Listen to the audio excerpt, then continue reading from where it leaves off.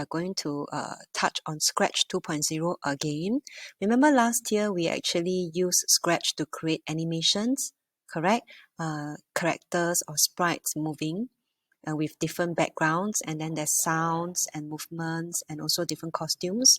Okay, this year we will be focusing on game making. We'll be focusing on game making. So today, Madam Chai will introduce to you how to create games through game making. Okay, so this is one example of a game.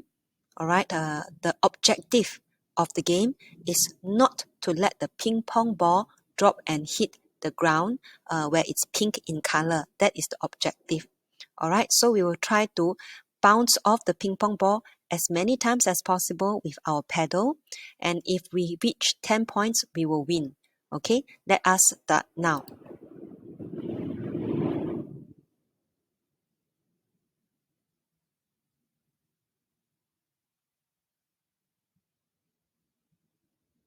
Yes, I have reached 10 points, so I win.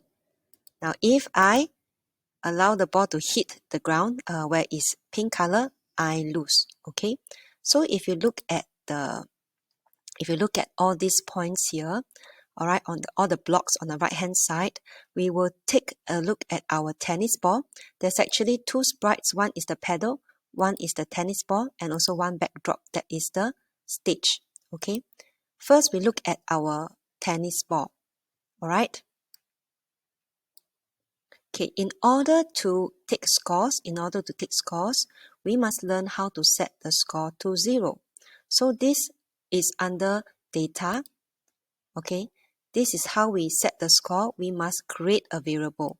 So before this, you will have no variable. All right, when you come to this, you realize that the data is empty. So how should we take scores? We click on make a variable and we type in score. For all sprites, okay. So you see, you get all the different blocks coming up. Set score to 0, change score by 1. Change score by 1, it can be plus, or you can change by -1 or to minus. Okay.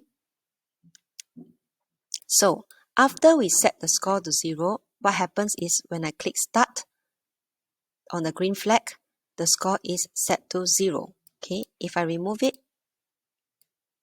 you might not be able to see it. All right. Next, I will bring the ball to this position, which is the center position. That's why I selected go to x0, y minus 120. Alright, the next action is I want the ball to bounce all over the place. Correct? I want the ball to move all over the place. So I want the ball to be pointing in different directions, different angles. So we go to motion and we can select point in direction. Okay, we select point in direction here. So point in direction, you can select the different angles, 90, minus 90, 0, and 180, correct? But we want it to be in random directions, all different directions. What can we do? We can go to operators, where operators can help us to pick random numbers. If you can see from here, okay, point in direction, pick random number. This random number would be minus or plus in the x and y direction. So if you see, if I only select 1 to 10, the mouse will only point, the ball will only point in the direction 1 to 10.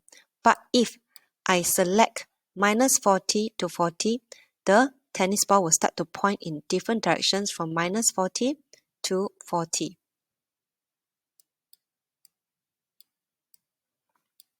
Okay, so it will look like this.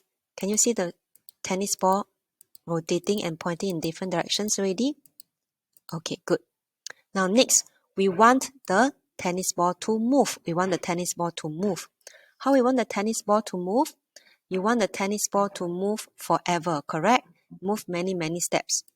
So what is going to happen is, I will drag the forever block out from here, from control. Okay, I will ask the tennis ball to move 20 steps first. But you see, when I move 20 steps, it goes to the edge and it stops there. So I have to go to motion and draw out this if on edge bounce, so that I know that after I move 20 steps, if I reach an edge, I will bounce, correct? Okay, can all of you try this now?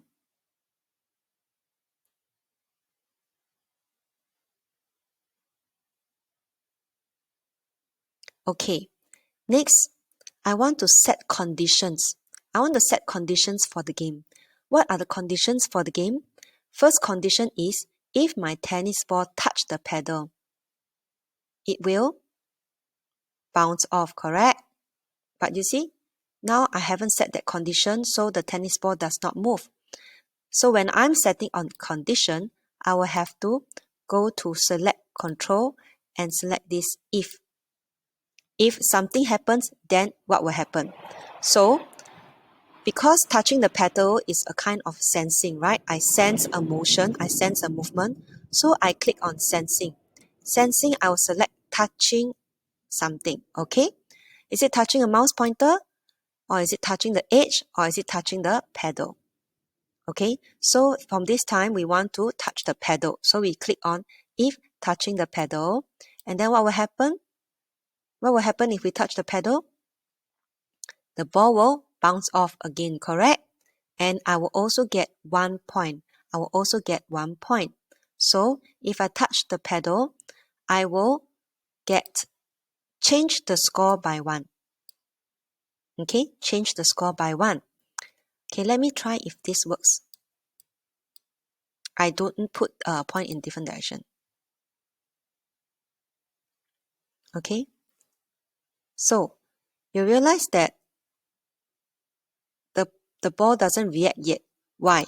Because we are missing one step. We're missing if they touch the paddle, then the ball must change direction.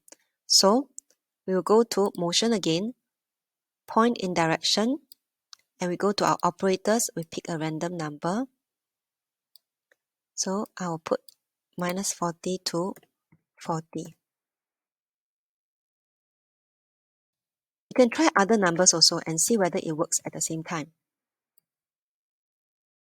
Okay, now after it touches the paddle, it will change direction, correct? Otherwise, the direction will not change and it will continue to go through the paddle like this. Okay, did the score change by 1? Not yet. How come? Let's check.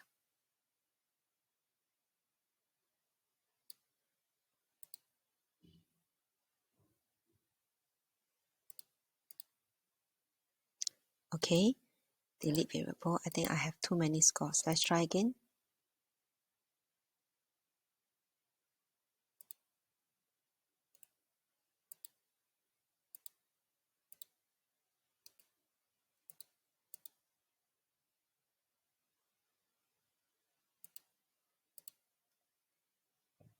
Okay, it seems like I have too many variables.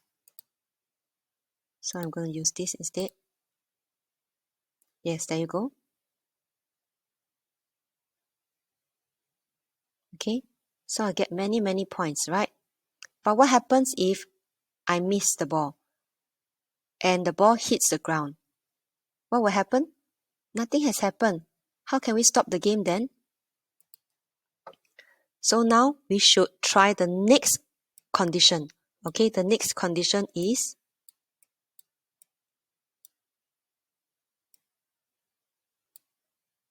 if I touch the paddle.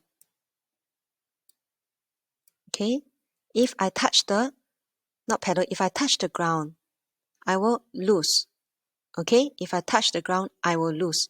So I go to control again and I select if. That is another condition. I will select if I touch the ground, so I go to sensing, right? So if I touch what? Okay, so this time round, there's a pink color at the bottom, so I select color. Okay, so I select color. So if I touch color,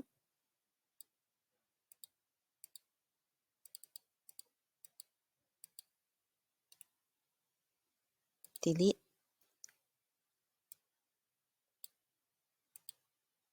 Okay, I need to make sure that I'm selecting this. I'm touching on this. Okay, pink color, then I drag again. Okay, if I touch the pink color, and then what will happen? It will say, you lose. 2 seconds. Okay, can you try that now?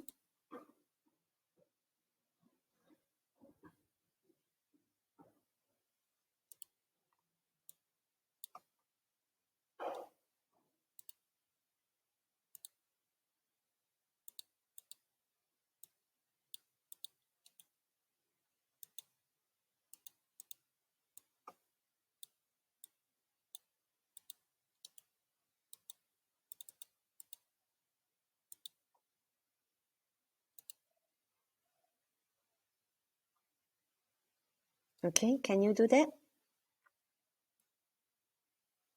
All right. Now you realize that you are able to set the condition of the game where the ball lose. But what if I'm so good? I just keep hitting the ball. Just keep hitting the ball. What can I do? What can I do? How can I stop the game? All right. I will have to set another condition. All right. The other condition is if something happens, so I go control again. If my score reaches, let's say 5. Okay. So this is a condition that needs the operators, which is mathematical operators. Okay, math operators. So I will put down this one. If something equals to 5, right? 5. So what equals to 5? My score. Okay, so I have to go to data and I select the word score. So if my score is 5, then what will happen?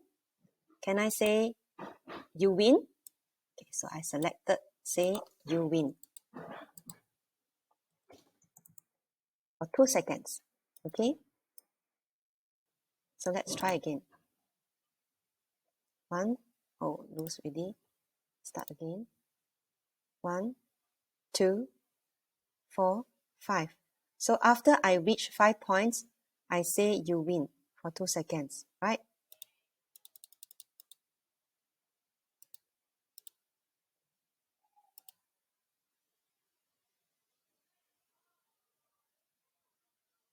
But do you see that the ball will just keep moving? Can you see that? So something is not right because we did not stop the game entirely. Okay, we did not stop the game entirely. We need to go to control and stop the game entirely if I win and if I lose. Sorry, if I lose and if I win. So can you please go and put down stop all after you lose and stop all after you win? So this would be your blocks for this ball to start the game. All right? Let's give it a try.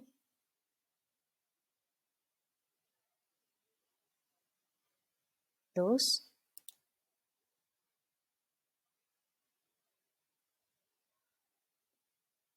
Win. So after I win already, right, the ball will not move, okay, because I'm asked all of the operators to stop already, okay? Thank you.